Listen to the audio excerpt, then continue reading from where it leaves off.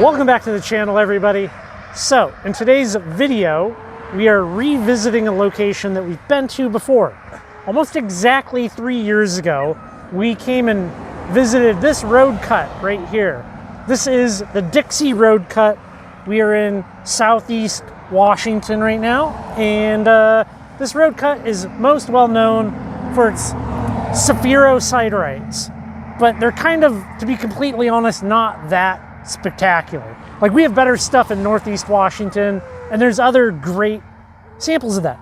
But about a little over a month ago, I took some of those rocks that we had collected here and broke them apart, and I was looking at the samples under the microscope, and I took the following photos. I found some specks of fire opal, I found some stilbite, some zeolites, some interesting material.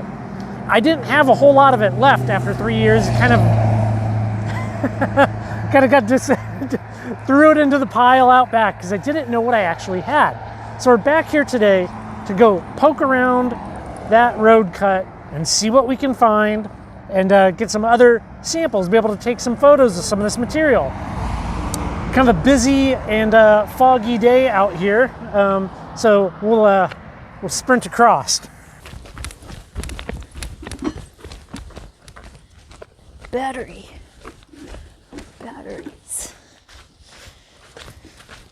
So this is this is the road cut. It's not super impressive. I mean, I'm a little surprised that this has ended up in as many books and stuff as it has, since it's mostly just kind of your standard Grand Ronde basalts here.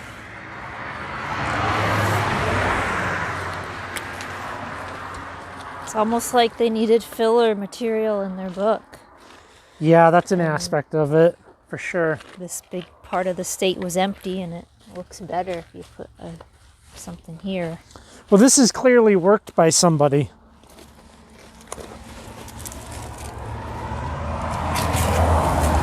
Grab the hammer.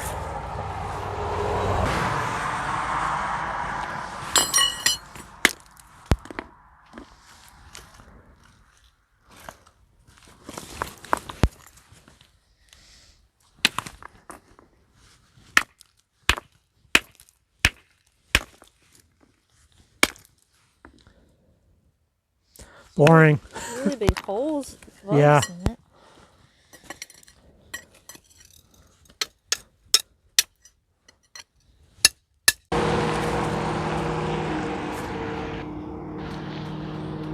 It's kind of interesting to see some kind of mineralization in these vugs.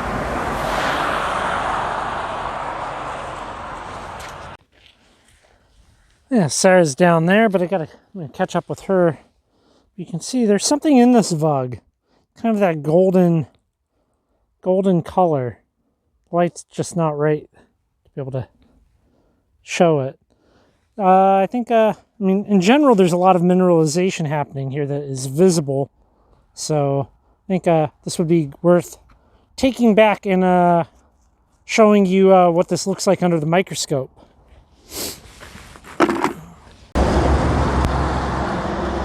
That was like perfect looking. Oh, hey. It's the first one I found. Look at that. That right there. So that is a sphaerosiderite. There's some good ones. That one's really good. Yeah, that's not bad. Bet you there could be more in this basalt right here. Maybe this is the spot.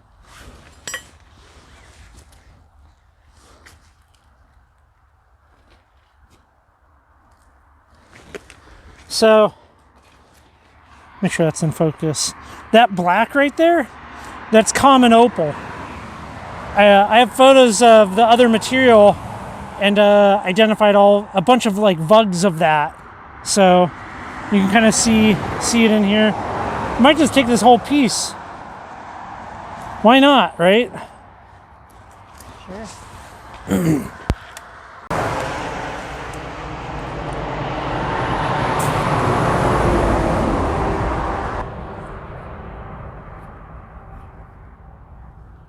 Yeah, and then whatever this is in that vug. Interesting material. Like those right there. Cool.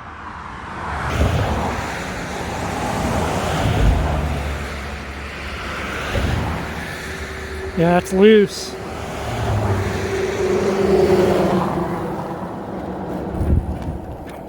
Yeah, looks like Sarah got something. So fragile.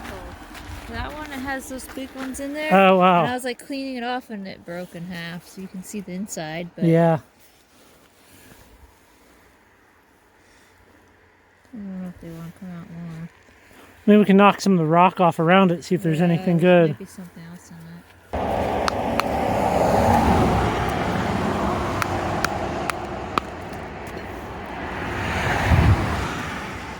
There we go. That little white. I have a strong feeling that that will be a zeolite when we get home. Well, there's like 1.5. Oh, hey. Yeah, so that other half of Yeah. that, let's take that. That's kind of neat to see, just like that. Probably gonna fall out of it, isn't it? Yeah. Here, we'll dump it in here. Oh yeah, here's the other side. Interesting stuff.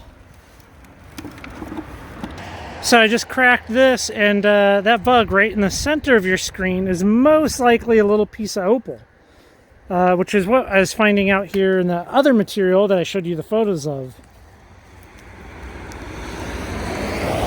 Otherwise, it's relatively uneventful, but right here we have this little tree that came down, so that's a worth it to take, I think. So in relatively short order, I've got all the material that I want to get here, enough stuff to be able to go back, take the photos, look at it under the microscope, all of that good stuff. I gotta say, it's interesting to come back to a place after you have 3 years of, well, learning about the topic, especially the spherosiderites. So it's yeah, it's cool to have that revisiting. And to be completely honest, the video that we made here 3 years ago is not it's not that great of a video. And you know, whatever, everybody has their own start to this whole thing. So it's cool to have this like do-over, you know, and that. So I got a bin full of cool material to wash and take photos of and do all that stuff. So I will see you back in the shop. Back in the shop now. So, it's been several days, and I've managed to really kind of I've managed to clean up a lot of the material, which time-consuming process, but to clean up everything, identify vugs and pockets and material worth photographing, and then that whole process by itself is very, very time-consuming. So, it's interesting. You know, it's one thing to go out, like, I don't know, this is just me and how I work. It's one thing to go out to a location where you just pick up something that's good as is, you know, like, I don't know, jasper. You go pick up a big chunky piece of jasper and I can just come back and plop it on the bench and be like, look at it and we can discuss it, you know?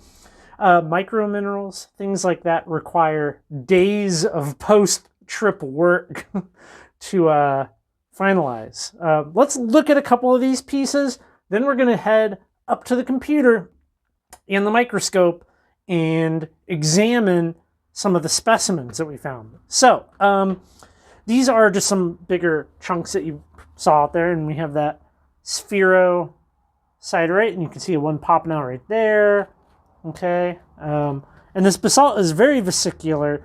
We have a lot going on, and these are pieces that I haven't even really gotten to. Okay, and when I say what I haven't gotten to is, you know, I haven't really looked at them in great depth. Why, there you go, you kind of see it right there. There we go. Beautiful stuff. Beautiful, beautiful stuff. And even some lined vugs, which this is funny, okay? So we have that lined piece. It just popped right out. Pops right out. Afraid of dropping that. That is, it's like a Fabergé egg. Whatever. It can just sit right there. So, let's look at the material that I took all the photos off of. You like my tray here? High budget operation, top of a plastic bin. So here are some loose spherosideриtes. Sorry about that glare. That kind of popped off in transit, and we have them now here, just like that. And I sent some of these actually to a person who is researching the blueberries on Mars. So interesting to think about the idea of some of the specimens that I collected here might be helping in some kind of future space project, which I didn't think the Rockhound was going to go that way, that's for sure. Look at this little, so that is a little half Vug, of Chalcedony. And we'll look at that piece up close. But I just wanted to show you kind of the rocks now before we head up to the computer. Here's that Vug that has those little white, well, let me reposition this. We have that little Vug right there in the center of your screen. Those little white dots. We're going to be looking at those under the microscope. But this is just like maybe half of what we brought back. So I still have more to get to for a later date. Everything's going to be up on the website under the Dixie Road Cut listing. And you can go look at the high quality photos up there. So we don't drag this on too much, let's head up to the shop, or head up to the office. So you saying shop. Let's head up to the office, look at under the microscope, look at some photos. So this is the setup up here. I have my computer. I have a stereo microscope. It's actually a trinocular microscope. Right there, that's camera. So I've done all these images. Some of these things that you're going to see, I've not been able to identify. And we'll talk about that as we're looking at the photos. And the photos are all composite imagery, okay? And I'll point out some of the little artifacting that you might see in that. But essentially, the depth of field is so small that like a little tiny pit on a rock like this, okay? You can only see a fraction of it, you know? So to get around that, I do focus stacking. So as I adjust that depth of focus, I produce 50, 60 photos, and then I use special software to identify the in focus part and composite build these images. So that's what one of the things that takes so long, okay? To produce like 11, I'm going to show you 11 photos that probably took 6 hours to produce. So without further ado, let's look at some photos. So here is that little kind of half agate, half chalcedony lined Vug that I managed to actually pop out, which is kind of interesting to see. And, things this small, we are definitely limited in the tools that we can use for identification. It really comes down to a visual inspection, which is not ideal. Things like specific gravity, hardness, fracture, all of these different things that you can look at. You can maybe use some of them. You can use things like radioactivity, fluorescence, phosphorescence, and use those to help guide you. But unlike a larger specimen, we cannot do all of the tests to these, especially some of these fragile things.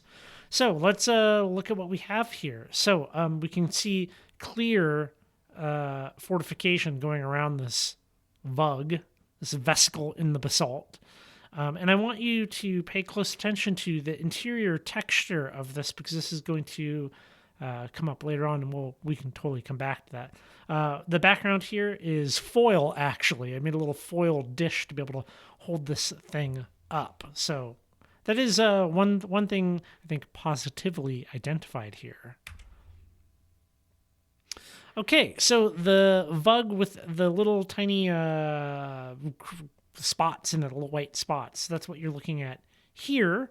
And as we move in for a closer view, we can start to see some structure to this. Now, we have a couple of things going on here. You can see almost like little tiny tubes, right? Like these are stacked little balls, like tube structures.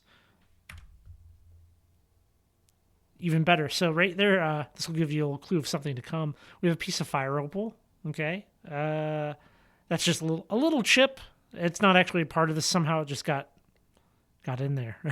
But we have some clear. If you direct your attention towards the bottom of your screen, we have some clear tube structuring happening here. You can see all of these little balls on these little stacks. Once again, even some better shots of that, those tube structures really coming out here. And it almost looks like they have like a nucleus of sorts with this yellow on the inside. And to be completely honest, I'm not exactly sure what this is. So it could be really one of two things, I believe.